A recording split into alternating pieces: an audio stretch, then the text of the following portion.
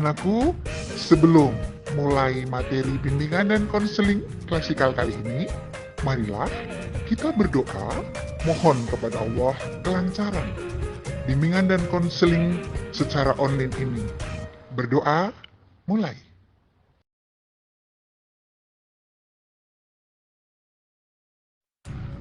Adapun tujuan perilaku asertif adalah agar siswa mampu mengkomunikasikan atau menyampaikan sesuatu kepada orang lain dalam suasana saling percaya untuk mencari solusi agar semua pihak saling menguntungkan.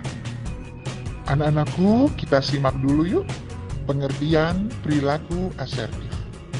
Menurut Cori, tahun 2007, perilaku asertif adalah ekspresi langsung, jujur, dan pada tempatnya dalam pikiran, perasaan, kebutuhan, atau hak-hak seseorang tanpa kecemasan yang beralasan. Langsung artinya pernyataan tersebut tanpa berbelit-belit. Jujur artinya pernyataan tersebut apa adanya. Sedangkan pada tempatnya adalah perilaku tersebut memperhatikan hak-hak orang lain dan perasaan orang lain. Adapun menurut Gunarso tahun 2000, perilaku asertif adalah perilaku antar perorangan atau interpersonal yang melibatkan aspek kejujuran dan keterbukaan, pikiran dan perasaan. Kesimpulannya adalah perilaku asertif adalah kemampuan untuk mengungkapkan perasaan positif maupun negatif, gagasan, keyakinan, serta kemampuan mengatakan tidak, mengungkapkan opini, perasaan mempertahankan haknya secara jujur, terbuka, dan tegas, baik secara verbal maupun non-verbal, dan tetap menghargai orang lain. Anak-anakku, yuk kita simak apa saja sih aspek-aspek asertivitas. 1. Mengungkapkan perasaan positif. 2. Afirmasi diri. 3. Mengungkapkan perasaan negatif.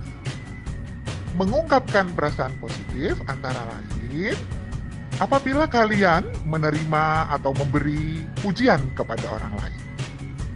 Tentunya pujian itu sangat menyenangkan.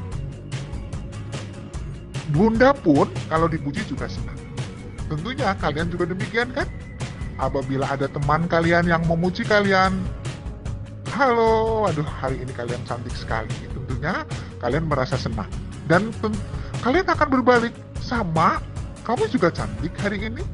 Nah, misalnya seperti itu. Kemudian, mengungkapkan perasaan positif, contohnya juga meminta bantuan dan pertolongan orang lain. Termasuk di dalam meminta bantuan atau pertolongan adalah menanyakan atau meminta kebaikan hati dan meminta seseorang untuk mengubah perilakunya.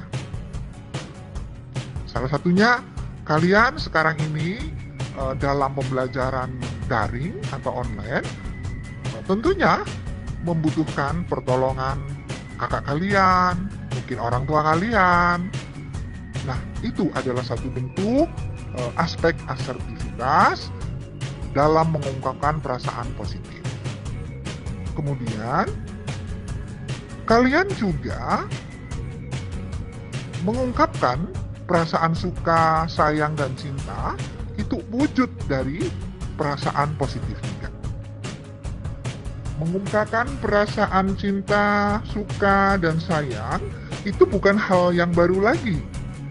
Ya, itu merupakan kehidupan sehari-hari yang selalu ada.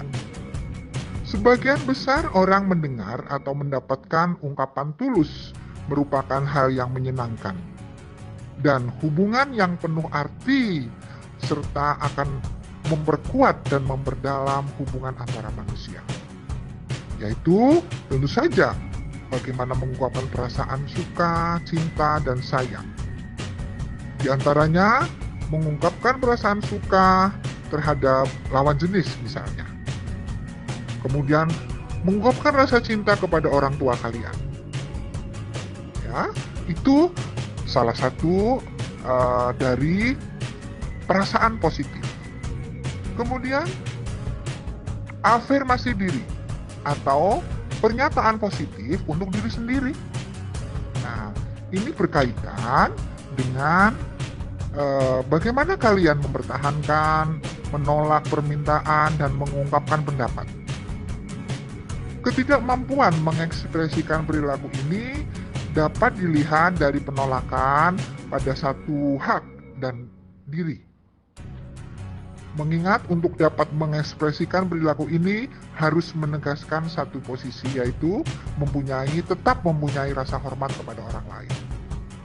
Apabila kalian diberi sesuatu yang mungkin tidak pas menurut kalian, kalian boleh mengungkapkannya dengan secara baik-baik. Kemudian, yang ketiga, mengungkapkan perasaan negatif. Mengungkapkan perasaan negatif ini tidak terlepas dari mengungkapkan kekecewaan atau mengekspresikan kemarahan. Ya, tentunya anak-anakku pernah melakukannya kan? Apabila kalian kecewa dengan teman kalian, maka kalian akan menyampaikan kekecewaan itu. Kemudian setelah itu akan mengekspresikan dengan kemarahan. Namun, tidak boleh berlebihan. Itu adalah aspek-aspek asertivitas. Anak-anakku, kita menyimak apa sebenarnya manfaat asertivitas dalam kehidupan kita. Menurut Calon dan Akosela menjelaskan bahwa manfaat dari berperilaku asertif adalah: 1. Individu dapat mempertahankan haknya tanpa menyakiti dan merugikan orang lain. 2. Individu dapat mendapatkan kebutuhannya dengan cara yang melegakan hati semua orang, sehingga dengan demikian individu memperoleh kehormatan diri. Ketiga, dari sudut psikologi, humanistik, dan eksistensial, individu yang asertif akan mendapatkan keuntungan psikologis. Di antaranya, individu akan memiliki penyesuaian diri yang baik terhadap masalah. Karena dalam menyesuaikan diri, individu yang asertif akan memilih dan bertindak dengan tepat. Contoh, kegiatan sekarang ini, kegiatan pembelajaran yang tadinya dengan tatap muka, sekarang beralih. Kenapa? Karena adanya COVID, maka yang tatap muka menjadi pembelajaran secara online.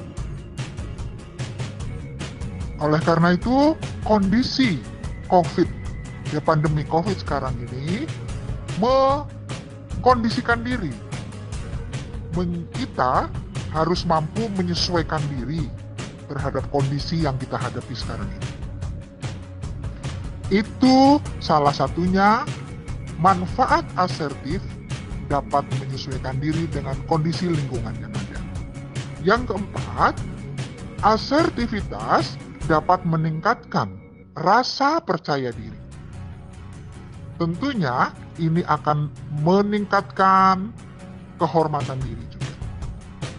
Seseorang yang tampil asertif akan lebih berinisiatif dalam arti perilakunya yang jujur, langsung, terus terang, dan mempertimbangkan perasaan dan hak-hak orang lain, memungkinkan seorang mendapatkan apa yang diinginkannya. Tidak akan sibuk dengan pikiran bagaimana supaya tidak menyinggung orang lain, akan tetapi perilakunya sudah langsung secara jujur dan terus terang dengan mempertimbangkan perasaan orang lain, maka individu tersebut bisa tampil secara asertif. Berdasarkan uraian tadi, anak-anakku, dapat kita simpulkan bahwa manfaat asertivitas adalah individu dapat mempertahankan haknya tanpa menyakiti dan merugikan orang lain. Individu dapat mendapatkan kebutuhannya dengan cara yang melegakan semua orang. Individu memiliki penyucian diri, baik terhadap masalah apa yang kita hadapi sekarang ini, juga individu mampu meningkatkan rasa percaya diri.